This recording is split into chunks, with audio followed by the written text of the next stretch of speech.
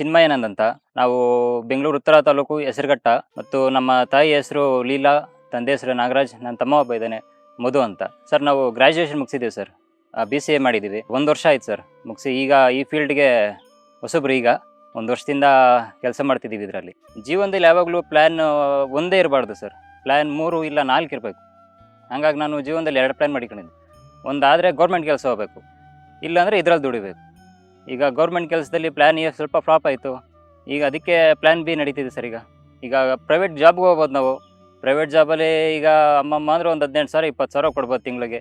ಈಗ ಏನಾಗುತ್ತೆ ಅಂದರೆ 18,000 20,000 ತಗೊಂಡು ಏನು ಮಾಡೋದು? ಏನು ಮಾಡೋಕ್ಕಾಗಲ್ಲ. ಹಂಗಾಗಿ ಈ ಬೆಳೆಗೆ ಇದು ಮಾಡಿದ್ವಿ ಸರ್ ನಾವು. ಸರ್ ನಮ್ದು ಈಗ 1 ಎಕರೆ ಪ್ಲ್ಯಾಟ್ ಸರ್ ಇದು. 1 ಎಕರೆಲಿ ಈಗ ಫುಲ್ ಬದನೆ ಗಿಡನೇ ಹಾಕಿದ್ವಿ ನಾವು. ಬೇರೆ ಕೃಷಿ ಏನು ಮಾಡಿಲ್ಲ. ಮುಂಚೆ ಬದನೆ ಗಿಡಕ್ಕಿಂತ ಮುಂಚೆ ನಾವು ರಾಗಿ, ಜೋಳ ಬೆಳೀತಿದ್ವಿ. ಅಷ್ಟೊಂದು ಅದೇನು ಲಾಭದಾಯಕ ಏನಾಗಲಿಲ್ಲ ನಮಗೆ. ಹಂಗಾಗಿ ಈಗ ಬದನೆ ಗಿಡ ಹಾಕಿದ್ದೀವಿ ಸರ್. ನಮ್ಮ ಮನೆಯವರೆಲ್ಲ ಕೃಷಿನೇ ಸರ್. ಅವಾಗಿಂದನೂ ನಮ್ಮ ಮನೆ, ನಮ್ಮ ತಂದೆ ತಾಯಿ, ನಮ್ಮ ತಾತ ಎಲ್ಲರೂ ಬರೀ ಕೃಷಿಯಿಂದನೇ ಬಂದಿರೋದೆ. ಆದ್ದರಿಂದ ನಮಗೂ ಅದ್ರ ಮಾಡಬೇಕು ಅನ್ನೋ ಒಂದು ಖುಷಿ ಸರ್. ನಮಗೆ ಕೃಷಿ ಮಾಡಬೇಕು ಅಂದರೆ ಖುಷಿನೇ ನಮಗೆ. ಬೇರೆ ಬಿಟ್ಟು ನಾವು ಇದನ್ನು ಬಿಟ್ಟು ಬೇರೆ ಕಡೆಗೆ ಹೋಗ್ತೀವಿ ಅಂದರೆ ನಮಗೆ ಅಷ್ಟೊಂದು ನೆಮ್ಮದಿ ಇರಲ್ಲ. ಇದರಲ್ಲಿ ಬೆಳಗಿನ ಸಾಯಂಕಾಲ ತನಕ ದುಡಿಬೋದು, ರಾತ್ರಿ ಒಳ್ಳೆ ನಿದ್ದೆ ಬರುತ್ತೆ, ಒಳ್ಳೆ ನೆಮ್ಮದಿ ಸರ್ ನಮಗೆ. ಸರ್ ಬಿತ್ತನೆ ಅಂದರೆ ಫಸ್ಟು ರಾಗಿ ಹಾಕ್ತಿದ್ವಿ ಆವಾಗ ನಮ್ಮ ತಾತನ ಕಾಲದಾಗೆ. ಈಗ 3 ವರ್ಷದಿಂದ ಜೋಳ ಹಾಕ್ತಿದ್ವಿ. ಈ ಜೋಳ ಬಿಟ್ಟು ಇದಕ್ಕೆ ಯಾಕೆ ಬಂದ್ವಿ ಅಂದರೆ ಸ್ವಲ್ಪ ಲಾಭದಾಯಕ ಸರ್ ಇದು. ನಮ್ಗೆ ಇದ್ರ ಬಗ್ಗೆ ಅಷ್ಟೊಂದೇನು ಗೊತ್ತಿರಲಿಲ್ಲ. ಬರೀ ಜೋಳ ರಾಗಿ ಅಂದ್ಕೊಂಡೇ ಇದ್ವಿ ನಾವು. ನಮ್ಮ ತಂದೆ ಸ್ನೇಹಿತರೊಬ್ಬರು ತರಕಾರಿ ಅಂಗಡಿ ಇಕ್ಕಿದ್ದಾರೆ. ಅವ್ರನ್ನ ಸ್ವಲ್ಪ ವಿಚಾರಿಸಿದ್ವಿ, ನಮಗಿದು ಆಗ್ತಿಲ್ಲ, ಈಗ ಬೇರೆದೇನೋ ಮಾಡ್ಬೋದ, ನಾವು ತರಕಾರಿ ಬೆಳೆಯಲ್ಲಿ ಏನಾದರೂ ಬೆಳೆ ಇಕ್ಬೋದು ಅಂದಾಗ ಅವರು ನಮಗೆ ಇದನ್ನು ಪ್ರಿಫರ್ ಮಾಡಿದ್ರು ಸರ್. ಅಂದರೆ ಇದು ನಮ್ಮ ಬದನೆ ಗಿಡ ಬಂದು ವೆರೈಟಿ ಬಂದು ಲಲಿತ್ ಅಂತ. ಇದರಲ್ಲಿ ಬದನೆ ಗಿಡದಲ್ಲಿ ತುಂಬ ವೆರೈಟೀಸ್ ಇದೆ. ಒಂದು 5-6 ಧ್ರುವ್ ಇದೆ, ವೈಟ್ ಲಾಂಗು, ಪರ್ಪಲ್ ಲಾಂಗು, ಬೇಜಾನ್ ವೆರೈಟಿ ಇದೆ. ಅದರಲ್ಲಿ ನಮ್ಗೆ ತುಂಬ ಇಷ್ಟ ಆಗಿದ್ದು ಲಲಿತ್. ಯಾಕಂದರೆ ಇದು ಗ್ರಾಫ್ಟಿಂಗ್ ಗಿಡ. ನಮ್ಮದು ಟಿಂಗ್ ಗಿಡ ಆಗಿರೋದ್ರಿಂದ ಇದು ಮಿನಿಮಮ್ ಏನಿಲ್ಲ ಅಂದರೆ 2 ವರ್ಷ ಇರುತ್ತೆ ಗಿಡ. ಇದು 2 ವರ್ಷದಿಂದ ನಾವು ಬೇಗ ಲಾಭ ಮಾಡ್ಬೋದು ಇದರಲ್ಲಿ. ಮಾರ್ಕೆಟಲ್ಲೂ ಅಷ್ಟೇ ಸರ್. ಮಾರ್ಕೆಟಲ್ಲಿ ತುಂಬ ಬೇಡಿಕೆ ಇರುವಂಥ ಬದನೆಕಾಯಿ ಇದು. ಬೇಗ ಇದು ಔಟ್ ಆಫ್ ಸ್ಟೇಟ್ ಹೋಗುತ್ತೆ. ಈಗ ಕೇರಳ, ತಮಿಳ್ನಾಡು ಆ ಕಡೆ ಎಲ್ಲ ಎಕ್ಸ್ಪೋರ್ಟ್ ಆಗೋದ್ರಿಂದ ಒಳ್ಳೆ ರೇಟು ಸಿಗುತ್ತೆ ಸರ್ ಇದರಲ್ಲಿ. ಸರ್ ನಾವು ಮಣ್ಣು ಪರೀಕ್ಷೆ ಅಷ್ಟು ಮಾಡಿಲ್ಲ, ಆದರೆ ಮಣ್ಣನ್ನ ಯಾವ ಥರ ನಾವು ಬೆಳೆ ಇಕ್ಕೋದಕ್ಕಿಂತ ಮುಂಚೆ ಯಾವ ಥರ ತಯಾರು ಮಾಡ್ಕೊಬೇಕು ಅಂದರೆ, ನಾವು ಇದಕ್ಕೆ ಹಾಕೋದಕ್ಕಿಂತ ಮುಂಚೆ 3 ತಿಂಗಳು ಮುಂಚೆನೇ ರೋಡ್ಸಿ ಫುಲ್ಲು ಮಣ್ಣು ಹದ ಮಾಡ್ಕೊಂಡು ಬಿಟ್ಕೊಂಡಿದ್ವಿ. ಆಮೇಲೆ ನಾವು ಇನ್ನೇನು ಈ ಗಿಡ 3 ತಿಂಗಳ ಮುಂಚೆನೇ ಆರ್ಡ್ರ್ ಕೊಡ್ಬೇಕು ಸರ್ ಈ ಗಿಡನ. ಯಾಕಂದರೆ ಇದು ಗ್ರಾಫ್ಟಿಂಗ್ ಗಿಡ ಆಗಿರೋದ್ರಿಂದ ಇದು ಕೆಳಗಡೆ ಕಾಡು ಗಿಡ, ಮೇಲ್ಗಡೆ ಲಲಿತ್ ಇದು ಬರುತ್ತೆ. ಹಂಗಾಗಿ 3 ತಿಂಗಳು ಮುಂಚೆನೇ ಆರ್ಡ್ರ್ ಕೊಡಬೇಕು. ಅವಾಗೇ ನಾವು ಭೂಮಿನ ರೆಡಿ ಮಾಡ್ಕೊಬೇಕು ಸರ್. ಭೂಮಿ ಚೆನ್ನಾಗಿ ಒಣಗಬೇಕು. ಒಣಗಿದಾಗ ಏನಾಗುತ್ತೆ ಅಂದರೆ ಬೇಗ ಗಿಡ ಡೆವಲಪ್ ಆಗುತ್ತೆ. ಈ ಬದನೆ ಗಿಡ ಹಾಕಬೇಕು ಅಂದಾಗ ಫಸ್ಟು ಬೆಡ್ ರೆಡಿ ಮಾಡ್ಕೊಬೇಕು. ಈಗ ನಾವು ಬೆಡ್ ಮಾಡ್ಕೊಳ್ಳಿಲ್ಲ ಅಂದರೆ ಏನಾಗುತ್ತೆ, ಕಳೆ ಬರುತ್ತೆ. ಕಳೆ ಬಂದಾಗ ನಾವು ಬರೀ ಕುಳಿ ಹಲ್ಗಳಿಗೆ ಇದು ಮಾಡಬೇಕಾಗುತ್ತೆ. ಹಂಗಾಗಿ ಬೆಡ್ ಹಾಕ್ಸೋದ್ರಿಂದ ನಮಗೆ 20 to 30% ಕಳೆ ಕಮ್ಮಿ ಆಗುತ್ತೆ ನಮಗೆ ಗಿಡದಿಂದ ಗಿಡಕ್ಕೆ. ಬೆಡ್ನ 2 ಅಡಿ ಬೆಡ್ ಹಾಕಿದ್ದೀವಿ. 2 ಅಡಿಗೆ ಅಡ್ಡ 5 ಅಡಿ, ಗಿಡದಿಂದ ಗಿಡಕ್ಕೆ 3 ಅಡಿ ಗ್ಯಾಪ್ ಕೊಟ್ಟಿದ್ದೀವಿ. ಹಂಗಾಗಿ ಏನಾಗುತ್ತೆ, ಈಗ ಗಿಡದಿಂದ ಗಿಡಕ್ಕೆ 5 ಅಡಿ ಕೊಟ್ಟಾಗ 2 ವರ್ಷಕ್ಕೆ ಗಿಡ ಬೇಗ ಡೆವಲಪ್ ಆಗುತ್ತೆ. ಅಂದರೆ 2 ವರ್ಷ ಗಿಡ ಇರೋದ್ರಿಂದ 8 ಅಡಿ ಗಿಡ ಬೆಳೀತು ಸರ್ ಇದು. 8 ಅಡಿ ಗಿಡ ಬೆಳೆಯೋದ್ರಿಂದ ಅಗಲನೂ ಸ್ವಲ್ಪ ಜಾಸ್ತಿ ಇರ್ಬೇಕು ನಿಮಗೆ, ಓಡಾಡೋಕ್ಕೆ, ಕಾಯಿ ಕೀಳೋಕ್ಕೆ. ಕಸ ಬೆಳೆದಾಗ ಕಸಿಗೆ ರೋಟು ಏನಾದರೂ ಹಾಕಬೇಕು ಅಂದರೆ, ನೀವು ಟ್ರಿಲ್ಲರ್ ಏನೋ ಯೂಸ್ ಮಾಡಬೇಕು ಅಂದರೆ ಒಳಗಡೆ ಸ್ವಲ್ಪ ದಾಯ ಅಗಲ ಇದ್ದರೆ ತುಂಬ ಒಳ್ಳೆಯದು ಸರ್. ನೀರಿಂದು ಡ್ರಿಪ್ಪು ಸರ್, ಡ್ರಿಪ್ಪಲ್ಲಿ ಬಿಟ್ಬಿಡ್ತೀವಿ. ಯಾಕಂದರೆ ಈಗ ಡ್ರಿಪ್ಪಲ್ಲಿ ಬಿಡೋ ಗೊಬ್ಬರಗಳೇ ಸಪ್ರೇಟ್ ಇದೆ ಸರ್. ನೀರಿನ ವ್ಯವಸ್ಥೆ ನಮ್ಮದು ಸ್ವಂತ ಬೋರ್ ಇದೆ. ಅಲ್ಲಿ 700 ಅಡಿಗೆಲ್ಲ ನೀರು ಸಿಕ್ತು. 2-2.5 ಇಂಚ್ ನೀರು ಬರುತ್ತೆ. ಹಂಗಾಗಿ 1 ಎಕರೆಗೆ ಅಷ್ಟು ಸಾಕು ಸರ್. 1 ಎಕರೆಗೆ ಎಷ್ಟು ನಾವು ನೀರು ಅಷ್ಟು 2.5 ಇಂಚ್ ಸಾಕಾಗುತ್ತೆ. ಮತ್ತು ಪೈಪ್ಲೈನು ನಾವು ಎಲ್ಲ ಇದಕ್ಕೂ ಪೈಪ್ಲೈನ್ ಮಾಡಿಬಿಟ್ಟಿದ್ದೀವಿ ಸರ್. ಒಂದು ವಾಲ್ ಆನ್ ಮಾಡಿದ್ರೆ ಸಾಕು, ಇಡೀ ಗಿಡಕ್ಕೆ ನೀರು ಹೋಗೋ ಥರ ಮಾಡಿದ್ದೀವಿ. ಕೆಳಗಡೆ ಡ್ರಿಪ್ ಹಾಕ್ಬಿಟ್ಟಿದ್ದೀವಿ ಸರ್ ನಾವು. ಈಗ ಬದನೆ ಗಿಡಕ್ಕೆ ನೀರು ಕಟ್ಟೋಕ್ಕಾಗಲ್ಲ. ಡ್ರಿಪ್ ಮಾಡೋದ್ರಿಂದ ಏನಂದರೆ ಬುಡಕ್ಕೆ ಬೇಗ ನೀರು ಬಿದ್ದು ಆ ಬುಡದಿಂದ ನಾವೇನು ಗೊಬ್ಬರ ಹಾಕಿರ್ತೀವಿ, ರೂಟ್ಸು ಬೇಗ ಅದನ್ನು ಇದು ಮಾಡುತ್ತೆ. ನಾವು ವಾರಕ್ಕೆ 3 ಸತಿ ನೀರು ಬಿಡ್ತೀವಿ ಸರ್. ಅಂದರೆ ಇನ್ನೂ ಸಾಯಿಲ್ ಮಾಯ್ಶ್ಚರ್ ಆಗಿರ್ಬೇಕು, ಸ್ವಲ್ಪ ಜಾಸ್ತಿ ಒಣಗಬಾರ್ದು. ಒಣಗಿದಾಗ ಏನಾಗುತ್ತೆ ಅಂದರೆ ಗಿಡ ಬಾಡೋಗೋ ಚಾನ್ಸಸ್ ಇರುತ್ತೆ ಜಾಸ್ತಿ ದಿವಸ ಆದಮೇಲೆ. ಅದಕ್ಕೆ ನಾವು ಸಾಯಿಲ್ ಮಾಯ್ಶ್ಚರ್ನ ನೋಡ್ತಾನೆ ಇರ್ತೀವಿ. ಗಮನಿಸ್ಕೊಂಡು ಸಾಯಿಲ್ ಯಾವಾಗ ಸ್ವಲ್ಪ ಒಣಗಕ್ಕೆ ಸ್ಟಾರ್ಟ್ ಆಗುತ್ತೋ ಸ್ವಲ್ಪ ಆವಾಗ ನೀರು ಬಿಡ್ತೀವಿ ಸರ್. ವಾತಾವರಣ ಇದಕ್ಕೇನು ಮ್ಯಾಟ್ರ್ ಆಗಲ್ಲ ಸರ್. ಇದು ಹೆಂಗೆ ಬೇಕಾ, ಬಿಸಿಲಲ್ಲಿ, ಚಳಿ, ಗಾಳಿ, ನೀವು ಎಲ್ಲ ಸೀಸನ್ಗೂ ಬರೋವಂಥ ಬೆಳೆ ಸರ್ ಇದು. ನೀವು 2 ವರ್ಷ ಅಂದರೆ 2 ವರ್ಷಕ್ಕೂ ಕಂಟಿನ್ಯೂಸ್ ಕಾಯಿ ಬಿಡುತ್ತಿದ್ದು. ಹಂಗಾಗಿ ನಾವು ಇದನ್ನು ಪ್ರಿಫರ್ ಮಾಡಿದ್ವಿ ಅಷ್ಟೇ ಸರ್. ಸ್ಟಾರ್ಟಿಂಗಿಂದ ಹೇಳೋದಾದರೆ ನಮ್ಗೆ ಇಲ್ಲಿವರೆಗೂ ಏನಿಲ್ಲ ಅಂದ್ರೆ ಅಪ್ರಾಕ್ಸಿಮೇಟ್ 1.5 ಲಕ್ಷ ಖರ್ಚಾಗಿದೆ ಸರ್.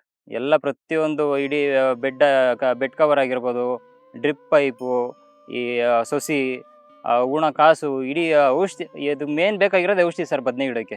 ನಮಗೆ ಫಸ್ಟ್ ಇದರಲ್ಲಿ ಹುಳುಗಳು ಕಂಟ್ರೋಲ್ ಮಾಡಬೇಕು ಬದನೆ ಗಿಡದಲ್ಲಿ. ಇದರಲ್ಲಿ ಬೇಜಾಂತರ ಹುಳುಗಳು ಬಂದ್ಬಿಡುತ್ತೆ ನಿಮಗೆ. ಊಜಿ ಕಂಟ್ರೋಲ್ ಮಾಡ್ಬೇಕು ನಾವು ಬದನೆ ಗಿಡದಲ್ಲಿ.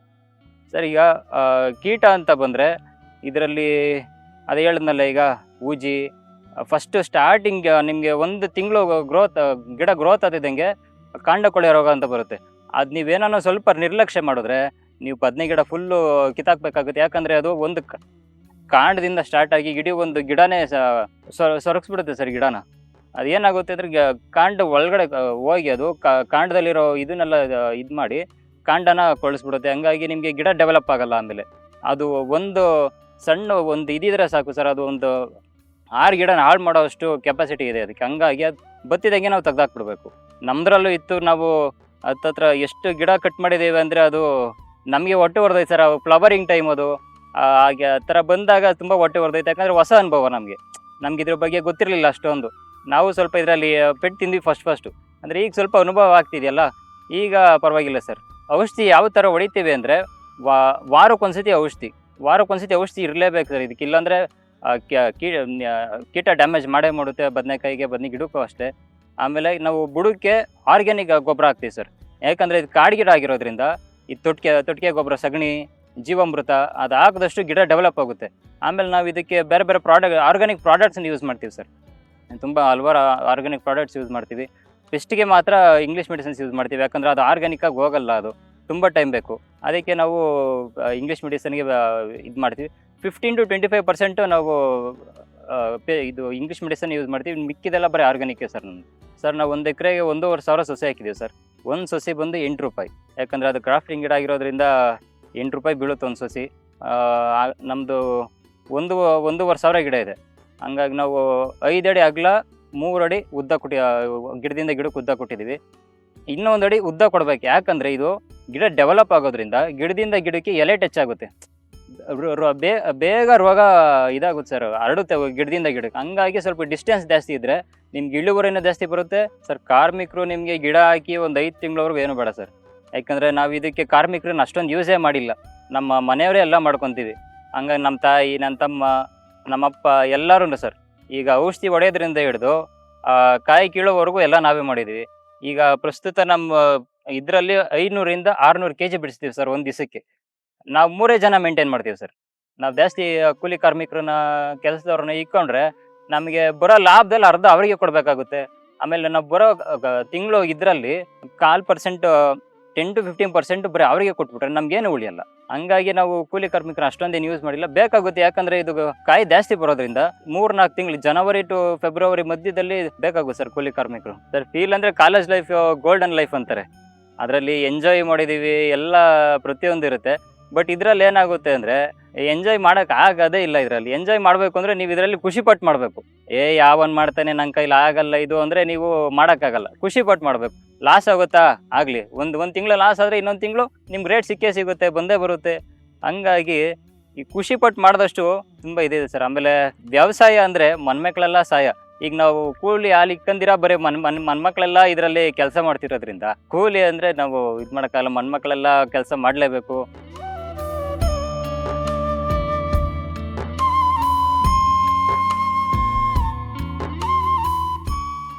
ಸರ್ ನಾನು HV ಲೀಲಾ ಅಂದ್ಬಿಟ್ಟು, ನಮ್ಮ ತಂದೆಯವರು ವೆಂಕಟೇಶ್ ಅಂದ್ಬಿಟ್ಟು, ನಮ್ಮ ತಾಯಿ ಸಾಕಮ್ಮ, ನಮ್ಮ ಯಜಮಾನ್ರು ಬಂದರು ನಾಗರಾಜ್. ನನಗಿಬ್ಬರು ಮಕ್ಕಳು ಸರ್.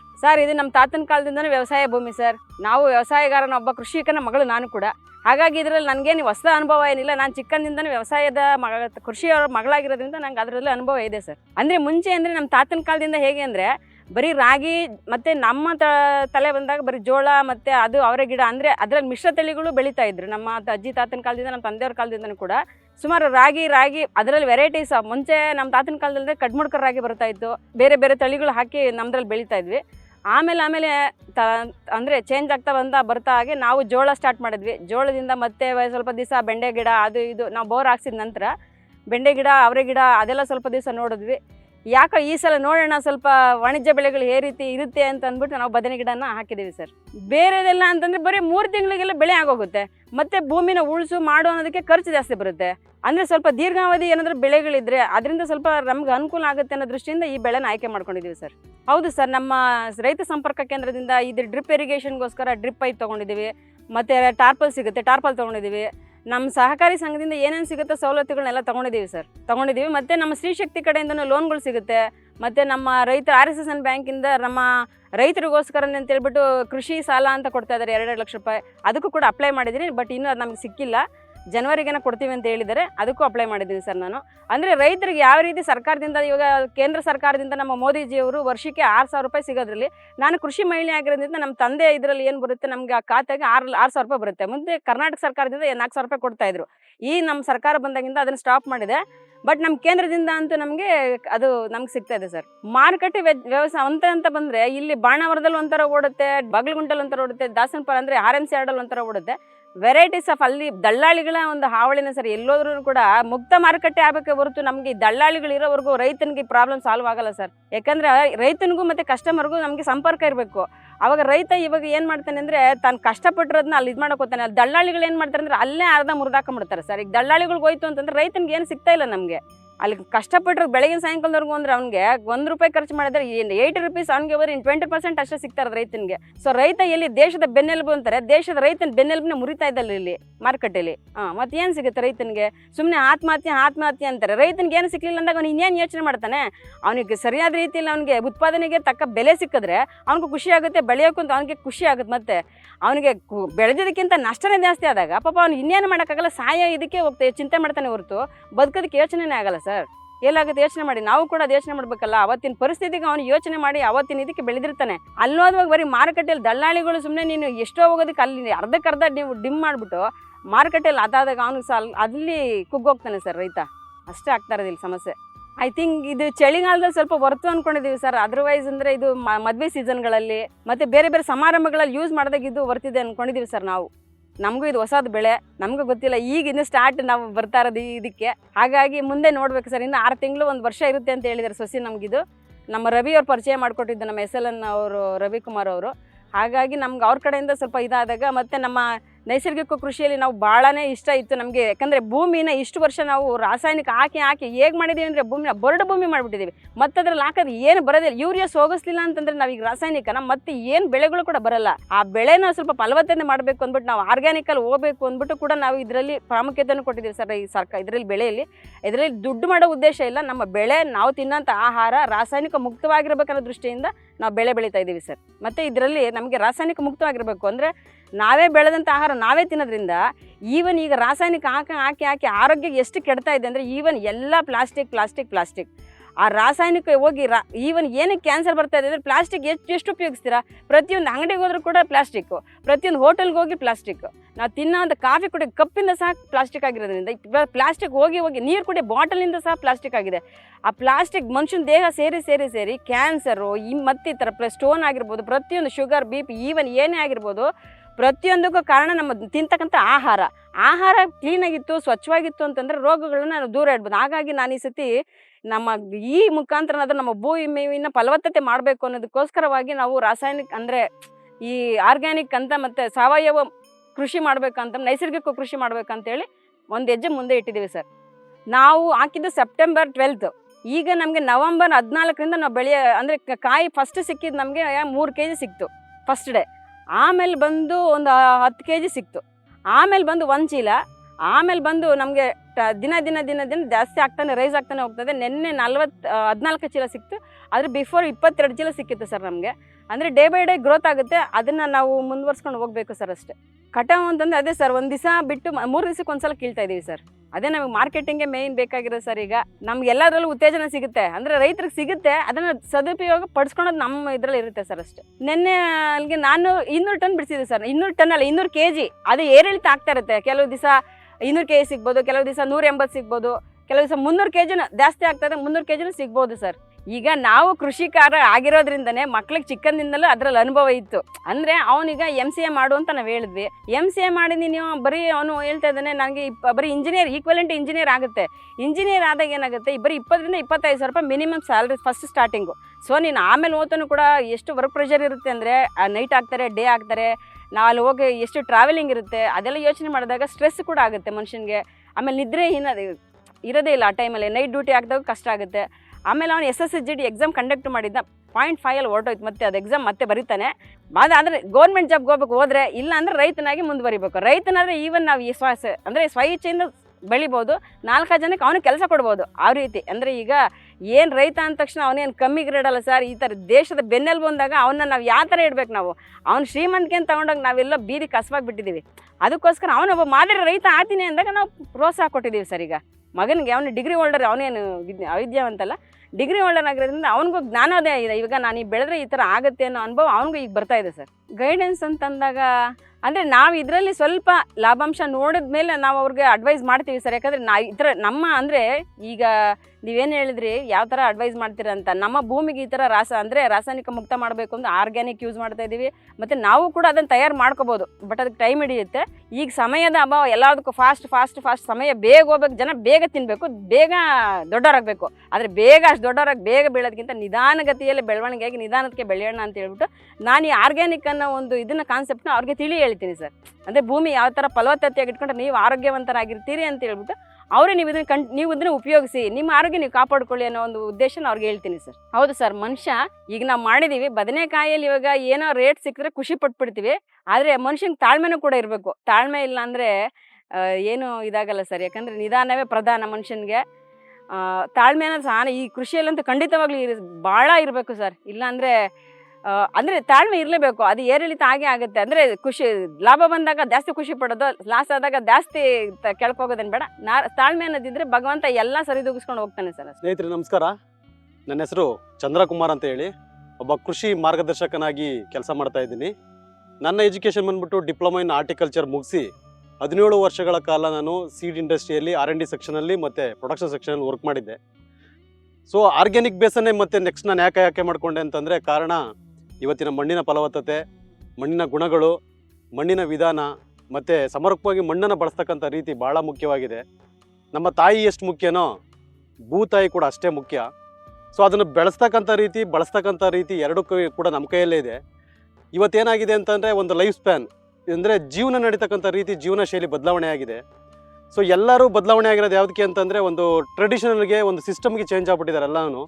ಇಲ್ಲಿ ಫುಡ್ಡಲ್ಲಿ ಆಗಿರ್ತಕ್ಕಂಥ ಕಲ್ಚರ್ ಏನು ಅಂತಂದರೆ, ಕ್ವಾಲಿಟಿ ಮುಖ್ಯ ಅಲ್ಲ, ಎಲ್ಲರಿಗೂ ಕ್ವಾಂಟಿಟಿ ಮುಖ್ಯ. ಕಾಂಪಿಟೇಷನ್, ಎಲ್ಲರಿಗೂ ಕಾಂಪಿಟೇಷನ್ ಸ್ಟಾರ್ಟ್ ಆಗಿದೆ. ಕಾಂಪಿಟೇಷನ್ ವಿಚಾರದಲ್ಲಿ ಏನಾಗಿದೆ ಅಂತಂದರೆ, ಅವನು 10 kg ಬೆಳೆದ ನಾನು 20 kg ಬೆಳಿಬೇಕು, ಅವನು 50 kg ಬೆಳೆದ ನಾನು 100 kg ಬೆಳಿಬೇಕು, ಅವನು 1 ಟನ್ ಬೆಳೆದ ನಾನು 2 ಟನ್ ಬೆಳಿಬೇಕು ಅನ್ನೋ ಕಾಂಪಿಟೇಷನಲ್ಲಿ ಇನ್ಆರ್ಗ್ಯಾನಿಕ್ಕನ್ನು ಬಳಸ್ತಾ ಇವತ್ತೇನಾಗಿದೆ, ಆರ್ಗ್ಯಾನಿಕ್ ಬೇಸು ನೆಲ ಕಚ್ಚಿದೆ. ಆರ್ಗ್ಯಾನಿಕ್ ಬೇಸ್ ಇಲ್ಲದೇ ಇರೋದ್ರಿಂದ ಏನಾಗಿದೆ, ಭೂತಾಯಿ ಮಣ್ಣು ಫಲವತ್ತತೆನ ಕಳ್ಕೊಂಡಿದೆ. ಭೂಮಿ ತಾಯಿ ಯಾವತ್ತು ಸಾಯ್ತಾಳೋ ಅವತ್ತು ಜೀವನ ನಮ್ಮದು ಕೂಡ ಕೊನೆ ಆಗುತ್ತೆ, ಮಾನವ ಜೀವನ. ಆ ಉಳಿಸೋ ಉದ್ದೇಶದಿಂದ ನಾನೇನು ಮಾಡಿದೆ ಅಂತಂದರೆ, ಆರ್ಗ್ಯಾನಿಕ್ ಬೇಸ್ ಕಂಪನಿಯಲ್ಲಿ ವರ್ಕ್ ಮಾಡಬೇಕು ಅನ್ನೋ ಉದ್ದೇಶವನ್ನು ಕೈ ಎತ್ಕೊಂಡು ಹೊರಟಿದ್ದೀನಿ. ಇವತ್ತು ನಾವು ನೋಡ್ತಾ ಇರ್ತಕ್ಕಂಥ ಏನು ಈ ಬದನೆ ಬೆಳೆ ಇದೆ, ಇದಕ್ಕೂ ಕೂಡ ಆರ್ಗ್ಯಾನಿಕ್ ಬೇಸಲ್ಲೇ ನನ್ನ ಸಲಹೆ ಮೇರೆಗೆ ಆರ್ಗ್ಯಾನಿಕಲ್ಲೇ ಬೆಳೆದಿದ್ದಾರೆ. ಸೊ ಇನ್ಆರ್ಗ್ಯಾನಿಕ್ ಬೇಸಲ್ಲಿ ಒಂದು 10 to 20% ಇನ್ಆರ್ಗ್ಯಾನಿಕನ್ನು ಬಳಸಿ, ಉಳಿದಿದ್ದನ್ನೆಲ್ಲ 80% 90% ಆರ್ಗ್ಯಾನಿಕನ್ನು ಬಳಸಿ, ಈ ಗೊಬ್ಬರವನ್ನು ಬಳಸಿ ಇದು ಮಾಡಿದ್ದೀನಿ. ಇವತ್ತು ನಮ್ಮ ಚಿನ್ಮಯ್ ಅವರು ಮತ್ತು ಅವ್ರ ಫ್ಯಾಮಿಲಿ ಕೂಡ ತುಂಬ ಸಪೋರ್ಟಿವ್ ಆಗಿ ನಮ್ಮ ಜೊತೆಲಿದ್ದಾರೆ. ನಮ್ಮ ಚಿನ್ಮಯಿ ಒಬ್ಬ ಯುವ ರೈತನಾಗಿ ಒಳ್ಳೆ ಪ್ರತಿಭೆಯಾಗಿ ಬೆಳೀತಾ ಇದ್ದಾನೆ. ಕಾರಣ ಏನು ಅಂತಂದರೆ, ಒಂದು ಅವರು ಓದಿರ್ತಕ್ಕಂಥದ್ದು ಮಾಸ್ಟರ್ ಡಿಗ್ರಿಯನ್ನು ಓದಿ ಇವತ್ತು ರೈತರ ಕೆಲಸ ಮಾಡ್ಬೋದು ಅನ್ನೋದಕ್ಕೆ ನೇರ ಉದಾಹರಣೆ. ಯಾಕೆ ಒಬ್ಬ ರೈತ ಆಗಬಾರ್ದು? ರೈತ ಅನ್ನೋದಕ್ಕೆ ಕ್ವಾಲಿಟಿ ಏನು ಅಂತಂದರೆ, ರೈತನೇ ದೇಶದ ಬೆನ್ನೆಲುಬು ಅಂತಲೂ ಎಲ್ಲ ಹೇಳ್ತಾರೆ ಅಷ್ಟೇ. ಆ ಬೆನ್ನೆಲುಬು ಎಲ್ಲಿದೆ ಅಂತಂದರೆ ಇವತ್ತು ನೆಲ ಕಚ್ಚಿದೆ. ಸೊ ಬೆನ್ನು ಚೆನ್ನಾಗಿರಬೇಕು ಅಂತಂದರೆ ನಾವು ಎಲ್ಲ ರೀತಿಯಲ್ಲೂ ಸಪೋರ್ಟಿವ್ ಆಗಿ ನಿಂತ್ಕೊಬೇಕು. ನಾನು ಹೇಳೋದೇನು ಅಂತಂದರೆ, ಸೊ ಇವತ್ತು ಚಿನ್ಮಯ್ ಅಂತ ಯುವಕರು ಇವತ್ತು ರೈತರು ಆಗಬೇಕು ಅನ್ನೋದೇ ನಮ್ಮ ಉದ್ದೇಶ ಕೂಡ. ಕಾರಣ ಏನು ಅಂತಂದರೆ, ಎಲ್ಲರೂ ಡಾಕ್ಟ್ರು, ಇಂಜಿನಿಯರ್ ಎಲ್ಲರೂ ಆಗ್ತಾರೆ ಸರ್, ಒಬ್ಬ ರೈತ ಆಗೋದು ತುಂಬ ಕಷ್ಟ ಇದೆ. ಆ ರೈತನ ಮೂಲಕ ಏನು ಬರಬೇಕು ಅಂತಂದರೆ, ಜನಗಳಿಗೆ ತಿಳುವಳಿಕೆ ಬರಬೇಕು, ಜನಗಳಿಗೆ ಒಬ್ಬರ ಮಾದರಿ ಸಿಗಬೇಕು. ಆ ಥರದ್ದು ಏನಂತಂದರೆ ಸರ್, ಫುಡ್ಡಲ್ಲಿ ಕ್ವಾಲಿಟಿ ಇತ್ತು ಅಂತಂದರೆ 50 ರಿಂದ 60% ರೋಗಗಳು ಆಟೋಮೆಟಿಕ್ಲಿ ಕಡಿಮೆ ಆಗ್ತವೆ. ಸೊ ಫುಡ್ಡಲ್ಲಿ, ಆಹಾರದಲ್ಲಿ ತಾಕತ್ತಿರಬೇಕು. ಹಿಂದೆ ನಮ್ಮ ಪೂರ್ವಜರು ಬದುಕ್ತಾ ಇದ್ರು 100 ವರ್ಷ, 120 ವರ್ಷ, 90 ವರ್ಷ ಬದುಕಿ ಅವ್ರು ಸಾವನ್ನಪ್ತಾ ಇದ್ರು. ಇವತ್ತೆಲ್ಲ 40 ವರ್ಷ, 50 ವರ್ಷ, 30 ವರ್ಷಕ್ಕೆಲ್ಲ ಹಾರ್ಟ್ ಅಟ್ಯಾಕ್ಗಳಾಗ್ತಾ ಇದೆ. ಕಾರಣ ಫುಡ್ಡಲ್ಲಿ ಕ್ವಾಲಿಟಿ ಇಲ್ಲ. ಸೊ ಹಿಂದೆ BP, ಶುಗರು, ಕ್ಯಾನ್ಸರು, ಈ ಥರ ಕಾಯಿಲೆಗಳೆಲ್ಲ ಹಿಂದೆ ಕೂಡ ಇದ್ದು. ಸೊ ಇವತ್ತು ಯಾಕೆ ತುಂಬ ಕಾಣಿಸ್ಕೊಳ್ತಾ ಇದ್ದೇವೆ ಅಂತಂದರೆ, ಕ್ವಾಲಿಟಿ ಇರ್ತಕ್ಕಂಥ ಫುಡ್ಡನ್ನು ನಾವು ತಿಂತಾ ಇಲ್ಲ, ಕ್ವಾಂಟಿಟಿ ಇರ್ತಕ್ಕಂಥ ಫುಡ್ಡನ್ನು ತಿಂತಾ ಇರ್ತೀವಿ. ಅದಕ್ಕೊಂದು ನೇರ ಉದಾಹರಣೆ ಹೇಳ್ತೀನಿ ಸ್ನೇಹಿತರೆ, ಬೇಜಾರು ಮಾಡ್ಕೊಬೇಡಿ. ಹಿಂದೆ ಮದುವೆ ಮಾಡಿದಾಗ 4 ರಿಂದ 5 ಐಟಮ್ ಇರ್ತಿದ್ದೋ, ಇವತ್ತು ಮದುವೆ ಮಾಡಿದ್ರೆ 21 ಐಟಮ್ ಇರುತ್ತೆ ಎಲೆಯಲ್ಲಿ, ಬಟ್ 21 ತಿಂದಿರಲ್ಲ. ಬಟ್ ಇಲ್ಲೇನಾಗಿದೆ ಅಂತಂದರೆ, ಊಟ ಮುಖ್ಯ ಅಲ್ಲ, ನಮ್ಮ ಪ್ರೆಸ್ಟೀಜ್ ಮುಖ್ಯ. ದಯವಿಟ್ಟು ಪ್ರೆಸ್ಟೀಜನ್ನು ಬಿಡಿ, ಒಳ್ಳೆಯ ಆಹಾರ ಪದಾರ್ಥಗಳನ್ನ ಉತ್ಪಾದಿಸಿ ಅದ್ರ ಜೊತೆಯಲ್ಲಿ ಅದನ್ನು ತಿಂತ ಹೋಗಿ. ಫಸ್ಟ್ ನಮ್ಮ ಆರೋಗ್ಯ ಸೇಫ್ ಆದರೆ ಬೇರೆಯವರ ಆರೋಗ್ಯವನ್ನು ನಾವು ಸೇಫ್ ಮಾಡ್ಬೋದು. ಇದಕ್ಕೆ ನೇರವಾಗಿ ನಾವೇನು ಮಾಡಬೇಕು ಅಂದರೆ, ಆರ್ಗ್ಯಾನಿಕ್ ಬೇಸಲ್ಲಿ, ಆಯುರ್ವೇದ ಬೇಸಲ್ಲಿ ವರ್ಕ್ ಮಾಡೋದು ಮತ್ತು ಅದನ್ನು ಕೆಲಸ ಮಾಡ್ತಕ್ಕಂಥದ್ದನ್ನ ಮತ್ತು ಅದರ ಅವೇರ್ನೆಸ್ಸನ್ನು ಮಾಹಿತಿಯನ್ನು ಎಲ್ಲರಿಗೂ ತಿಳಿಸ್ಕೊಡೋದು ಭಾಳ ಮುಖ್ಯವಾಗಿರುತ್ತೆ. ಸೊ ಇವತ್ತು ಈ ಬದನೆ ಗಿಡವನ್ನು ನೀವು ನೋಡ್ಬೋದು, ನಾವು ಆರ್ಗ್ಯಾನಿಕ್ ಬೇಸಲ್ಲಿ ಬೆಳೆಯೋಕ್ಕಾಗಲ್ಲ ಅಂತ ಹೇಳ್ತಾರೆ. ಅದು ಶುದ್ಧ ತಪ್ಪು ಅಂತ ನಾನು ಹೇಳ್ತೀನಿ. ಕಾರಣ ಏನು ಅಂತಂದರೆ, ಹಿಂದೆ ನಾವು ಹಸುವಿನ ಗೊಬ್ಬರ, ಕೊಟ್ಟಿಗೆ ಗೊಬ್ಬರ, ತಿಪ್ಪೆ ಗೊಬ್ಬರ ಮತ್ತು ಕೋಳಿ ಇಕ್ಕೆ ಈ ಥರ ಎಲ್ಲ ಗೊಬ್ಬರಗಳನ್ನ ಬಳಸ್ತಿದ್ದು. ಆ ಎಲ್ಲ ಗೊಬ್ಬರಗಳನ್ನ ಬಳಸಿ ಮತ್ತೆ ಉಳುಮೆ ಮಾಡಿ ಅವತ್ತು ಯಾವುದೇ DAP, MOP ಕಾಂಪ್ಲೆಕ್ಸು, ಯೂರಿಯಾ ಯಾವುದೂ ಇರ್ತಿರಲಿಲ್ಲ. ಬಟ್ ಇವತ್ತಿರ್ತಕ್ಕಂಥ ಈ ನೈಜ ಪರಿಸ್ಥಿತಿಯಲ್ಲಿ ಸೊ ಅವನ್ನೆಲ್ಲ ಬಳಸಿ ಭೂಮಿಯ ತಾಯಿ, ಭೂತಾಯಿ, ಮಣ್ಣು ತನ್ನ ಅವನತಿಯ ಅಂಚಲಿದೆ. ಸೊ ದಯವಿಟ್ಟು ಹೇಳ್ತೀನಿ, ಎಲ್ಲರೂ ಆರ್ಗ್ಯಾನಿಕ್ ಬೇಸಲ್ಲಿ ಆರ್ಗ್ಯಾನಿಕ್ ಒಂದು ಪ್ರಾಡಕ್ಟ್ಗಳನ್ನ ಬಳಸಿ, ಆರ್ಗ್ಯಾನಿಕ್ ಪ್ರಾಡಕ್ಟ್ ಬಳಸಿ ನಿಮ್ಮ ಮನೆಯಲ್ಲಿರ್ತಕ್ಕಂಥ ತಿಪ್ಪೆ ಗೊಬ್ಬರಗಳನ್ನು, ಆದಷ್ಟು ಜೀವಾಮೃತವನ್ನು, ಸೊ ಈ ಥರ ವಸ್ತುಗಳನ್ನು ಬಳಸಿ ಉತ್ತಮವಾದ ಇಳುವರಿಯನ್ನು ತಗೊಳ್ಳಿ. ಏಕೆ ಅಂತಂದರೆ ಇವತ್ತು ಇಳುವರಿನೂ ಚೆನ್ನಾಗಿದೆ, ಗಿಡದ ಫಸಲು, ಗಿಡ ಬೆಳವಣಿಗೆ ಎಲ್ಲನೂ ಚೆನ್ನಾಗಿದೆ. ಸೊ ಎಲ್ಲ ಚೆನ್ನಾಗಿರಬೇಕಾದ್ರೆ ಯಾಕೆ ಮಾಡಬಾರ್ದು, ಯಾಕೆ ಆರೋಗ್ಯವನ್ನು ವೃದ್ಧಿ ಮಾಡ್ಕೊಳ್ಳೋ, ಫಸ್ಟು ನಾವು ಸೇಫ್ ಆಗಬೇಕು, ನಾವು ಸಫರ್ ಆಗಬಾರ್ದು. ಸೊ ನಾನು ಕೂಡ ಈ ಫೀಲ್ಡನ್ನು ವಿಸಿಟ್ ಮಾಡೋದಕ್ಕೋಸ್ಕರ ಬಂದಾಗ ಕರ್ನಾಟಕ ನ್ಯೂಸ್ ಬೀಟ್ ಚಾನಲ್ನವರು ನನಗೂ ಒಂದು ಅವಕಾಶವನ್ನು ಕೊಟ್ಟರು ಮಾತಾಡೋದಕ್ಕೆ. ಅವಕಾಶವನ್ನು ಕೊಟ್ಟಿದ್ದಕ್ಕೆ ಅವ್ರಿಗೂ ಕೂಡ ತುಂಬ ಧನ್ಯವಾದಗಳನ್ನು ತಿಳಿಸ್ತೀನಿ. ಸೊ ಅಂತೆಯೇ ಎಲ್ಲರೂ ಆ ನ್ಯೂಸ್ ಚಾನಲ್ ಮುಖಾಂತರ ಏನು ಅಂದರೆ ಒಂದು ಪಬ್ಲಿಸಿಟಿ, ಆರ್ಗ್ಯಾನಿಕ್ಕು, ಆಯುರ್ವೇದದ ಬಗ್ಗೆ ಒಂದು ಪಬ್ಲಿಸಿಟಿಯನ್ನು ಕೊಡ್ತಾ ಇದ್ದಾರೆ. ಒಳ್ಳೆ ಬೆಳೆಗಳು, ಉತ್ತಮ ಬೆಳೆಯನ್ನು ಎಲ್ಲರಿಗೂ ತಲುಪಿಸೋ ಒಂದು ಇದನ್ನು ಅಟ್ಮಾಸ್ಫಿಯರ್ನ ಕ್ರಿಯೇಟ್ ಮಾಡ್ತಾ ಇದ್ದಾರೆ. ಸೊ ಬಳಸ್ಕೊಳ್ಳಿ. ಇಷ್ಟು ಅವಕಾಶ ಕೊಟ್ಟಿದ್ದಕ್ಕೆ ಕರ್ನಾಟಕ ನ್ಯೂಸ್ ಬೀಟ್ ಚಾನಲ್ಗೆ ಧನ್ಯವಾದಗಳನ್ನು ತಿಳಿಸ್ತೀನಿ. Thank you sir. ನಮ್ಮ ತೋಟಕ್ಕೆ ಕರ್ನಾಟಕ ನ್ಯೂಸ್ ಬಿಟ್ ಚಾನಲ್ ಅವರು ಭೇಟಿ ಕೊಟ್ಟು ನಮ್ಮ ಈ ಬದನೆ ಗಿಡದ ಒಂದು ವೀಕ್ಷಣೆಯನ್ನು ಮಾಡಿ ಬೇರೆ ರೈತರಿಗೂ ಕೂಡ ಈ ಥರ ಬೆಳೆ ಬೆಳೆಯೋದಕ್ಕೆ ತಿಳಿ ಹೇಳೋವಂಥ ಒಂದು ಮಾರ್ಗದರ್ಶಕ ಯಾರಿಗೆ ಸಿಗುತ್ತೆ ಸರ್? ನಮಗೆ ತೋಟಕ್ಕೆ ಅವಕಾಶ ಸಿಕ್ಕಿದೆ, ನಮಗೂ ಒಂದು ಅವಕಾಶ ಕೊಟ್ಟಿದ್ದಕ್ಕೆ ಈ ಕರ್ನಾಟಕ ಬಿಟ್ ನ್ಯೂಸ್ ಚಾನಲ್ಗೆ ತುಂಬ ತುಂಬ ತುಂಬ ಧನ್ಯವಾದಗಳು ಸರ್. ಇಡೀ ಕರ್ನಾಟಕದ ಜನ ಯಾರ್ಯಾರು ನೋಡ್ತಿದ್ದೀರಾ, ಈ ಒಂದು ಬದನೆ ಗಿಡದ ಸಲಹೆಯನ್ನು ತಗೊಂಡು ನೀವು ಕೂಡ ಬೆಳೆದು ನೀವು ಕೂಡ ಶ್ರೀಮಂತರಾಗಿ ಅಂತ ಹೇಳಕ್ ಬಯಸ್ತೀನಿ ಅಂತ. ತುಂಬ ಧನ್ಯವಾದಗಳು ಸರ್ ಕರ್ನಾಟಕ ಬಿಟ್ ನ್ಯೂಸ್ ಚಾನಲ್ಗೆ. ಕರ್ನಾಟಕ ನ್ಯೂಸ್ ಬೀಟ್ ಫಾಲೋ ಮಾಡಿ, ಸಬ್ಸ್ಕ್ರೈಬ್ ಮಾಡಿ.